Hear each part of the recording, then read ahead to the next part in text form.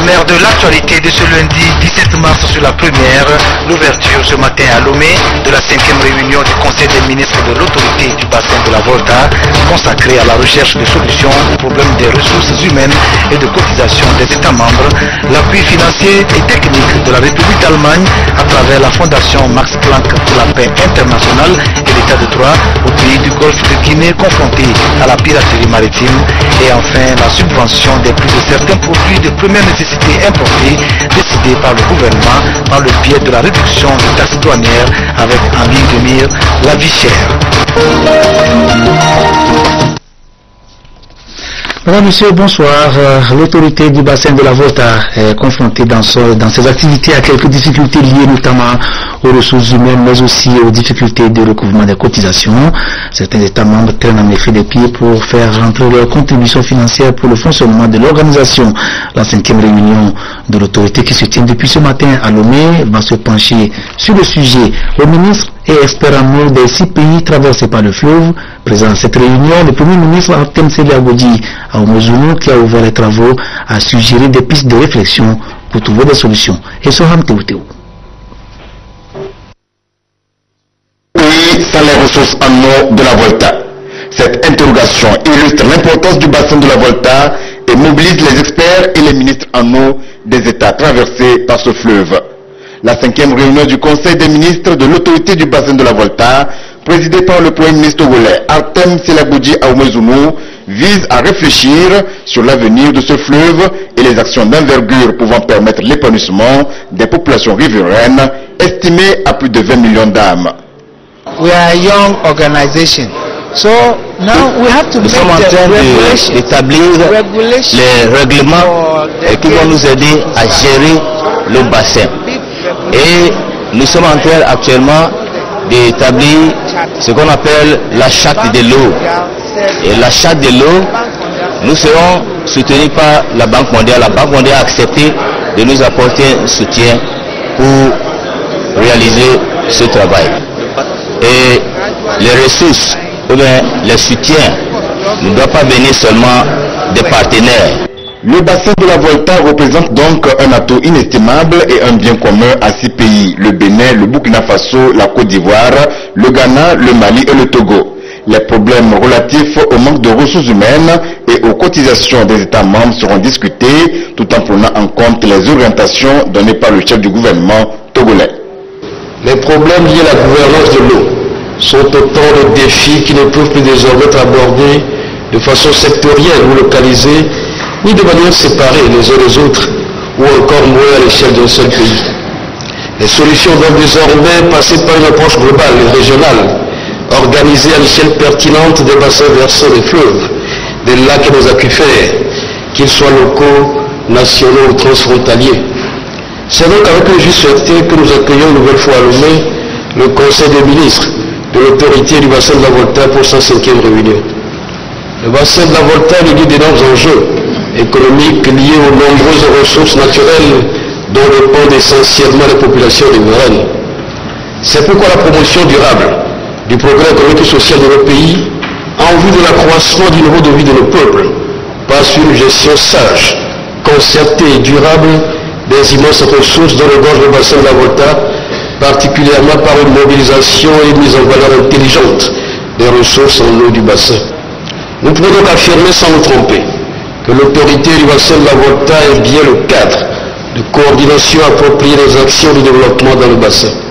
C'est pour cela que je voudrais attirer votre attention sur la nécessité de prendre, au cours de vos présents travaux de Lomé, les mesures qui s'imposent pour renforcer notre jeune institution en examinant avec attention le financement approprié de l'institution à la hauteur du mandat qui lui est assigné par le chef d'État, la mise en place des outils juridiques et de planification de gestion que sont la charte de l'eau et le plan directeur, et l'impérieuse nécessité de faire évoluer rapidement l'autorité du bassin de la Volta pour la rendre capable de réaliser des infrastructures de développement socio-économique. Le Togo, qui a très tôt compris la nécessité de bien gérer ses ressources en eau, aussi bien nationales que transfrontalières, ne ménagera aucun effort pour soutenir l'autorité dans cette phase délicate de sa croissance. L'autorité du bassin de la Volta est créée le 19 janvier 2007 à Ouagadougou. Elle matérialise la volonté des chefs d'État d'anticiper sur les problèmes inhérents à l'exploitation des ressources naturelles de la Volta.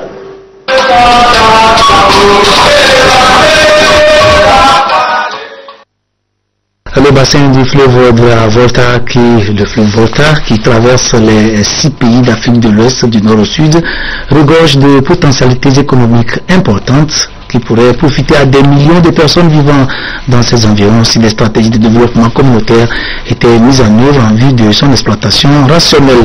C'est justement la mission dévolue à l'autorité du bassin par le gouvernement des pays riverains conscients de l'existence de ces atouts. Quels sont précisément ces atouts? Christine Petcheki-Aloudé nous les rappelle dans le reportage que voici. La Volta, un fleuve transfrontalier que se partagent le Bénin, le Burkina Faso, la Côte d'Ivoire, le Ghana, le Mali et le Togo. Il draine un bassin d'une superficie de 400 000 km² avec ses affluents. Dans le cadre des conventions de l'autorité du bassin de la Volta, le fleuve Volta est déclaré fleuve international. Vous savez, aujourd'hui, les plus grands ouvrages de la sous-région, je veux parler des ouvrages hydroélectriques, sont réalisés sur ce fleuve. Qu'une partie du fleuve est également navigable. Donc, en fait, les enjeux de développement dans le bassin sont énormes. Nous avons des populations qui vivent dans les bassins de ces eaux qui représentent une ressource importante de développement.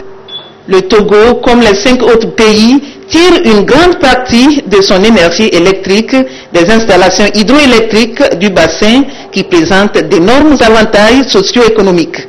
Pour lutter contre la pauvreté, on ne peut pas ne pas s'intéresser à la maîtrise de l'eau. Le barrage qui nous fournit de l'énergie aujourd'hui à Kosombo, c'est sur la Volta. Et nous avons dans notre bassin toujours hydrographique, Namboto fournit pas mal de poissons. Et on a même réglementé, si nous avions de ces barrages, assez de barrages comme ça, qui nous fournissent des produits halieutiques, pas mal, on devait être moins dépendant de l'importation des poissons.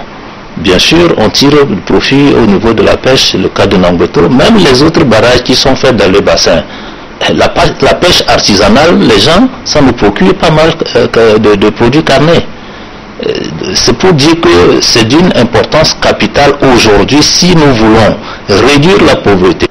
Les pays ayant en partage la Volta sont donc conscients de ces enjeux économiques, raison pour laquelle ils souhaitent une gestion concertée du fleuve pour un partage équitable des bénéfices en vue de la réduction de la pauvreté et d'une meilleure intégration socio-économique.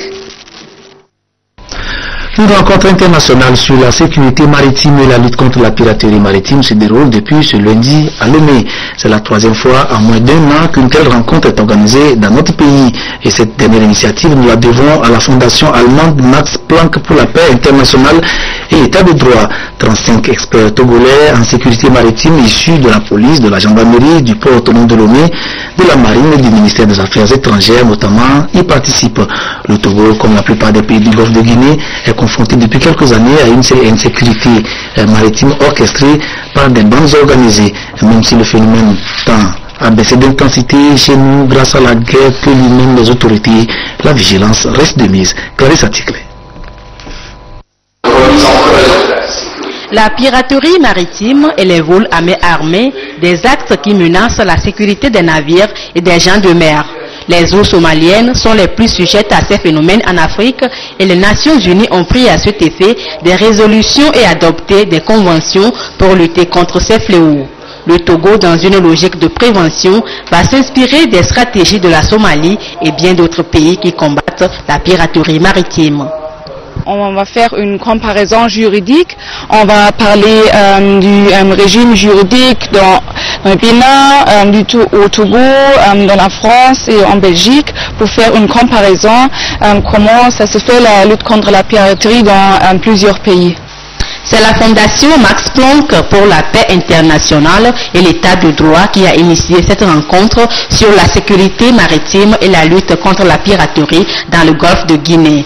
35 experts de la sécurité maritime au Togo ont donc l'opportunité d'acquérir les connaissances requises pour affronter toute situation de menace de pirates dans les eaux togolaises, et ce, grâce au financement de la République fédérale d'Allemagne. L'idée, c'est de former tout le monde qui gère ce problème. Et je crois que c'est un atout de ce séminaire que tout le monde se parle et la communication, la meilleure communication va leur permettre de travailler beaucoup plus efficacement.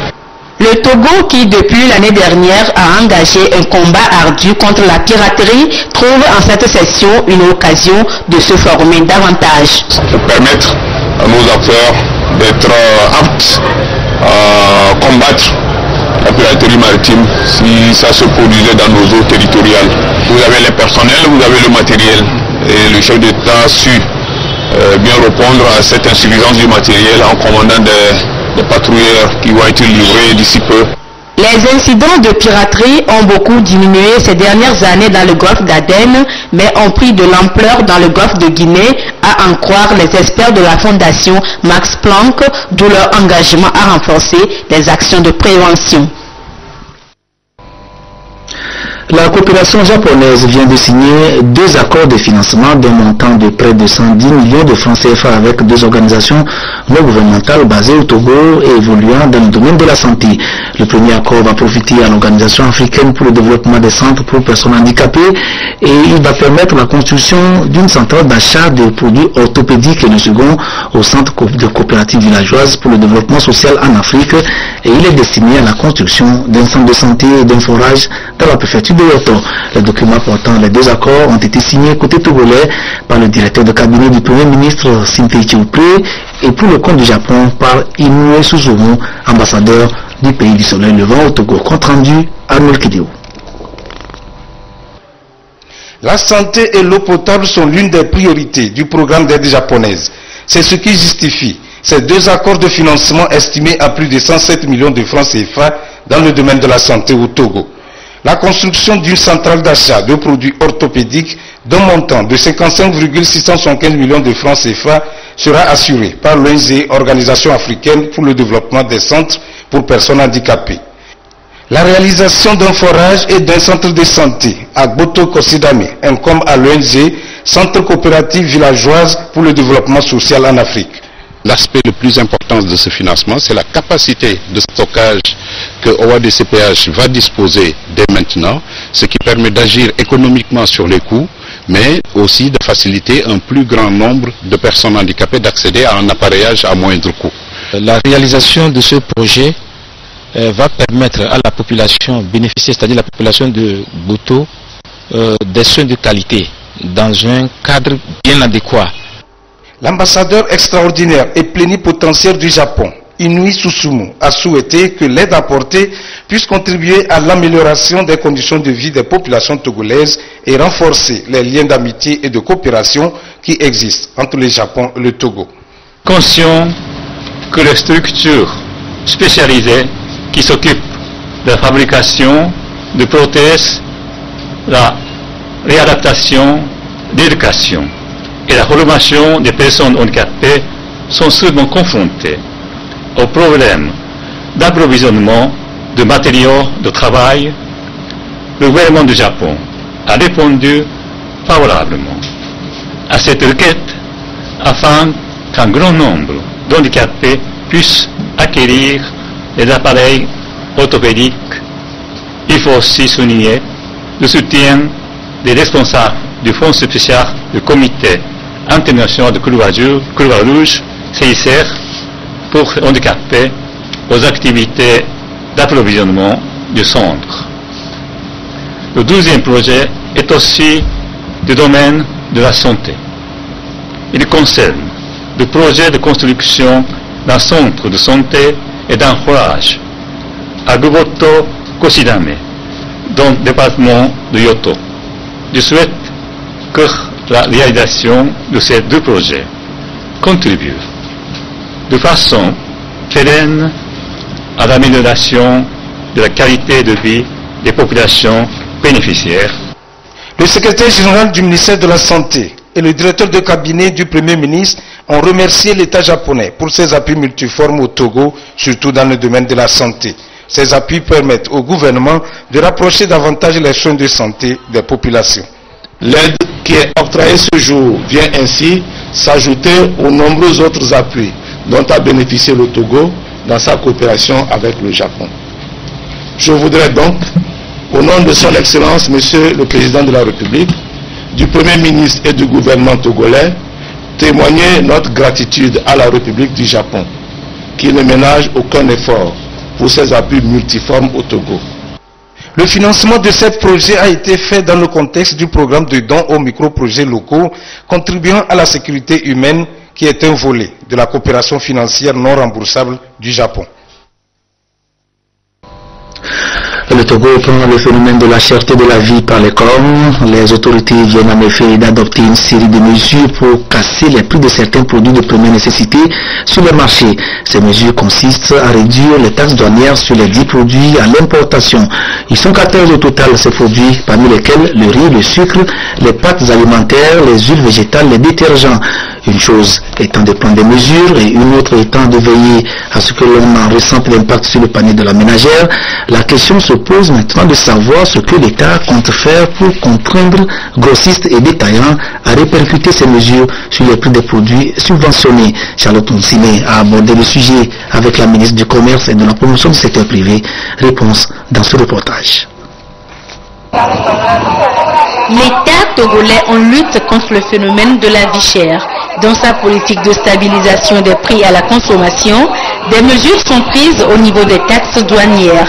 Ceci pour rendre accessibles les produits de première nécessité à toutes les couches de la population.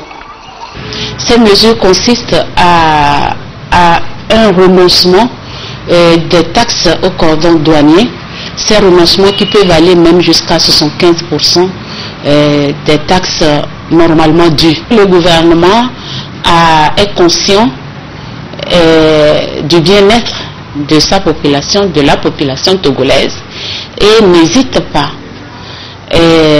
dans la mesure du possible, à prendre des mesures pour améliorer le bien-être de tous les citoyens. Les produits de première nécessité varient d'un pays à un autre. Au Togo, après un sondage au niveau des populations, 14 produits ont été arrêtés comme faisant partie du quotidien des citoyens. Comme exemple le riz, on a le sucre en poudre et en morceaux, on a le lait, on a les pâtes alimentaires, on a aussi l'huile végétale, les détergents, le savon de ménage comme de toilettes, on a les cahiers, on a la tomate concentrée. Dans chaque ménage, on mange le riz, on utilise le lait, on utilise le savon, on utilise les détergents pour le ménage, on utilise l'huile.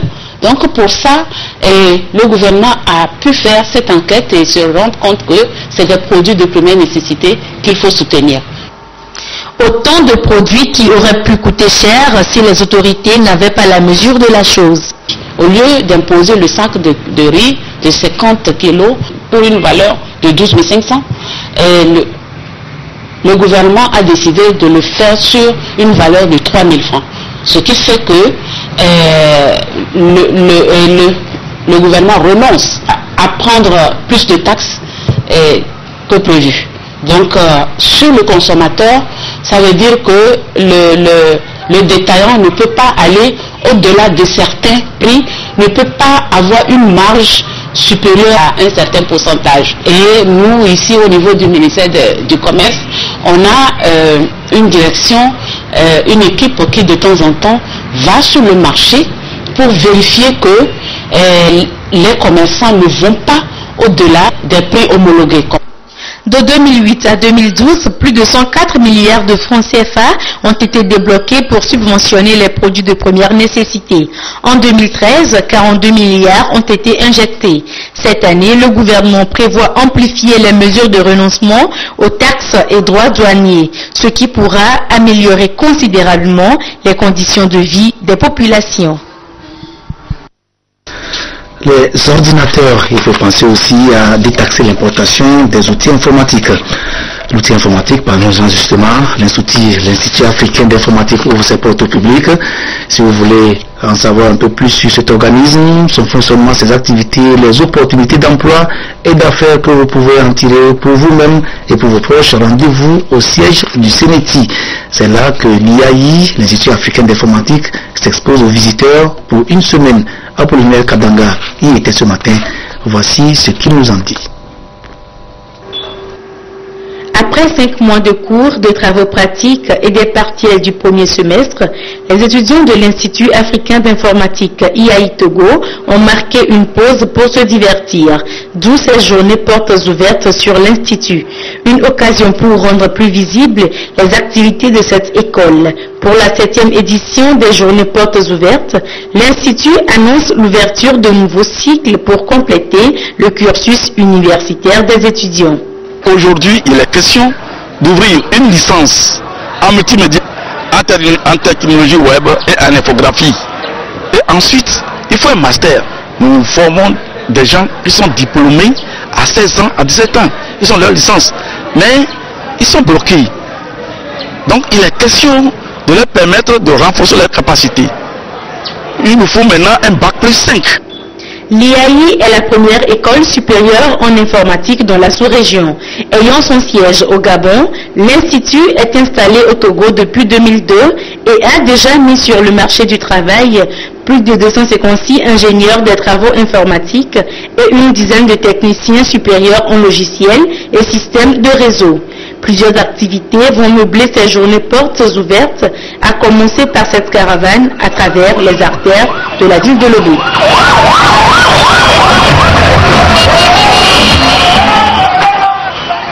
Reportage d'Apollinaire Kadanga présenté par Charlotte Oussimé. L'actualité internationale en quelques clics avec notamment cette attaque d'une rare cruauté au Nigeria. Des hommes armés ont rasé 3 villages dans la nuit de vendredi à samedi dans l'état de Kaduna, au centre du pays, tuant au moins 100 personnes. Cette attaque est la plus meurtrière dans cette partie du Nigeria depuis les violences post-électorales qui avaient fait plusieurs centaines de morts en 2011. Nous verrons les images dans quelques instants, mais avant, rendons-nous au large des côtes libyennes où la marine américaine a arraisonné les navires que des miliciens sécessionnistes libyens ont chargés de pétrole à destination de l'étranger contre le gré du gouvernement de Tripoli. Fin du voyage pour le Morning Glory. Le navire a été arraisonné ce lundi matin par les forces spéciales américaines dans les eaux internationales au large de Chypre. Le Morning Glory, c'est ce pétrolier tombé aux mains de rebelles libyens qui voulaient exporter du brut depuis les ports qu'ils contrôlent. Il avait réussi à déjouer le blocus maritime. On ne sait toujours pas vers quel pays il se dirigeait. 100 morts au moins dans de nouvelles violences au Nigeria. Dans la nuit de vendredi à samedi, des hommes armés ont rasé 3 villages dans l'état de Kaduna, au centre du pays. La population locale, majoritairement chrétienne, accuse les éleveurs musulmans. Depuis quelques années, l'état de Kaduna est le théâtre d'affrontements intercommunautaires. En Afrique du Sud, le procès Pistorius est entré dans sa 3e semaine. Appelé à la barre ce lundi, Sean Rance, manager d'un centre de tir à Johannesburg, c'est lui qui fournissait les armes à l'athlète handisport. Il a décrit un Oscar Pistorius fou d'armes à feu à tendance paranoïaque, craignant sans cesse pour sa sécurité. Mais selon Sean Rance, le champion savait parfaitement qu'on ne doit pas décharger son pistolet sur quelqu'un qui n'est pas menaçant. Oscar Pistorius risque 25 ans de prison pour le meurtre de sa petite amie, Riva Steenkamp. C'est le futur siège de la CEMAC, la Communauté économique et monétaire d'Afrique centrale. Des locaux trouvés en urgence à Libreville, la capitale gabonaise. C'est là que l'organisation sous-régionale a décidé de se délocaliser, la Centrafrique où elle avait son siège étant devenue trop dangereuse. L'aménagement se fera progressivement le temps que l'actuel occupant, Gabon Télécom, quitte les lieux et que le bâtiment vieux de 25 ans subisse un lifting. La Direction nationale de la jeunesse et le Conseil national de la jeunesse sont en tournée d'information et de sensibilisation dans les chefs-lieux des régions économiques du Togo. À l'étape de Kara, les responsables des 2 institutions ont, comme ils l'ont fait dans les autres villes, appelé la jeunesse à la citoyenneté et à l'unité. Voyons les images de cette étape avec Nestor Mouzou.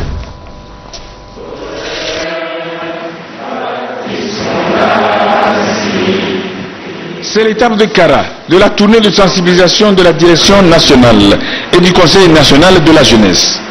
160 jeunes répartis entre les différentes associations et organisations de jeunes des 7 préfectures de la région ont été la cible de cette séance consacrée au thème « Les défis liés à l'appropriation des valeurs citoyennes ».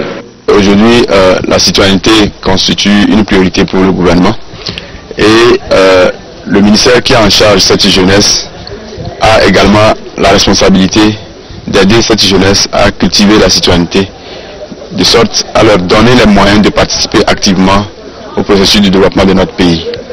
Et la présente rencontre s'inscrit dans le cadre du programme d'éducation à la citoyenneté que le ministère a développé depuis 2010 et qui, chaque année, permet aux jeunes d'être éclairés, d'être édifiés sur un ensemble de valeurs qui fondent la vie dans la cité et les meilleures manières pour les jeunes de participer à la vie politique, économique et sociale de notre pays. Les échanges se sont aussi focalisés sur l'annulation des élections de renouvellement du Conseil national de la jeunesse et ses démembrements pour vice de procédure et fraude. Les orateurs ont insisté sur la nécessité pour les jeunes de développer des attitudes qui les honorent en même temps qu'elles honorent la République. Une autre commission va reprendre tout le processus de renouvellement. Le magazine La Revue des valeurs citoyennes que Joseph Amiga nous a concocté ce soir a justement pour thème la participation citoyenne et l'importance du dialogue. C'est un magazine que vous suivrez tout de suite après ce journal que nous allons refermer sur des images de compétition artistique. Cela s'est passé samedi dernier à Kara. 4 groupes aux genres artistiques différents se sont affrontés pour la finale d'un concours dénommé Nuit des talents. C'est une compétition artistique destinée à encourager la créativité. Nestor Mouzou. Dans un monde de liberté et de paix, je veux voir les balles à la retraite et les armes au chômage, car la guerre a déjà créé tant de dommages. Slam, rhétorique. La paix, comme on a tendance à considérer d'une façon... Et conte. 4 genres artistiques qui ont été sous les feux des projecteurs pendant 3 jours à Kara. Ces genres sont ceux qui ont été retenus pour cette première édition de la Nuit des talents. Les rhéteurs et les slameurs avaient le français comme langue de prestation. Quant aux griots et conteurs, ils se sont produits en cabiais. Un canevas a été tracé pour les compétiteurs. Leurs prestations devaient avoir en toile de fond la tolérance et la réconciliation. La Nuit des talents est un concours à mettre à l'actif de l'ASCAP, Association culturelle et artistique La Pointe. L'ASCAP s'est fixé comme objectif de promouvoir la créativité. Nous avons remarqué qu'il y a beaucoup de talents qui sont cachés en nous, qui ne sont pas éclos. Et en plus, au niveau des griots et des conteurs, nous avons remarqué qu'au moins dans l'enfance, il y a des temps que nous avons des contes que les parents le faisaient. Mais il y a longtemps que cet engouement ne se passe plus. Franchement, très satisfait de voir ce public. Nous sommes émus. Le premier prix de la Nuit des talents est un trophée symbolisé par une main qui tient une calebasse en or. Lorsqu'on regarde, il y a de l'Afrique qui est en or. Ça veut dire que la main émerge du globe terrestre. Ça veut dire que de l'Afrique et qui tient la calebasse. Or en Afrique, lorsqu'on dit bonne arrivée, on vous donne de l'eau à boire. On ne vous donne pas la calebasse. C'est là l'idée de la calebasse d'or. C'est pour vous dire que vous avez quelque chose et merci. Bonne arrivée. Parmi les rhéteurs, la calebasse d'or a été attribuée à Magloire Boyadi.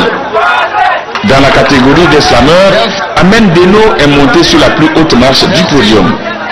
Au niveau des compteurs, Madame Eaoublé Pacha s'est adjugé le premier prix. Premier prix également à Mbabanana Kana au sein de Griot. Sur scène, dans la fête face.